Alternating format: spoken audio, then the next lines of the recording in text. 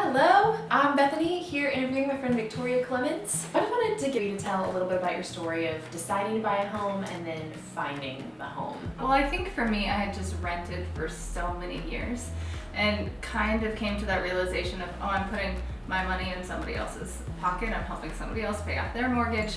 And so I wanted my money to kind of work for me. And so I made that decision kind of not knowing what this process would be like. And it took about 9 months to find this place. And so it was a long process. I didn't know where to start or what to do, but thankfully I had friends like you that kind of helped me find a real estate agent and find financing and all of that. And so it just took a little bit of time. Yes. What would you say were like some motivators that kind of carried you through that process of this is hard but it's worth it?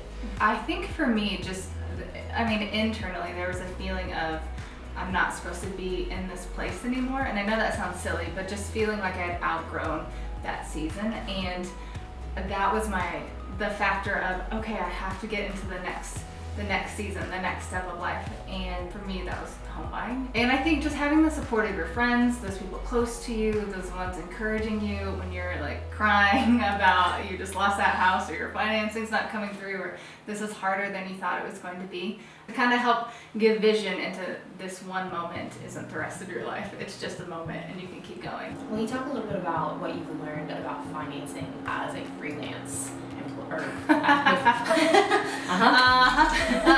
It's hard. They don't like that when you say, hey, my money comes in sporadically. Keep really good records.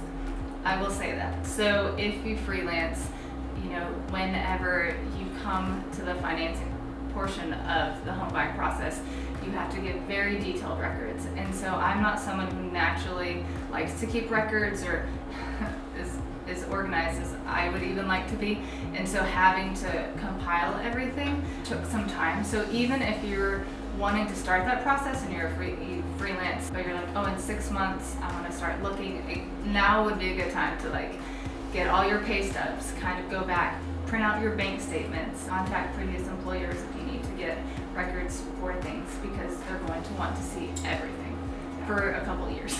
I work with a lot of freelance people. Victoria's freelance, successfully purchased a house. Yes. I am also real estate agents and freelance, so currently looking at buying a house, and there are some hiccups in the sense that it's not maybe as smooth as being able to say, here's my W-2, here's my pay stub. It's super simple, but it is possible, it is doable, and there are lenders that are willing to work with people, be creative, think outside the box. To anybody that is freelance thinking about buying and not really sure, just starting the conversation early is advantageous. Keeping records is advantageous because it might be a little bit more involved, but it is 100% possible. Thank you so much for joining.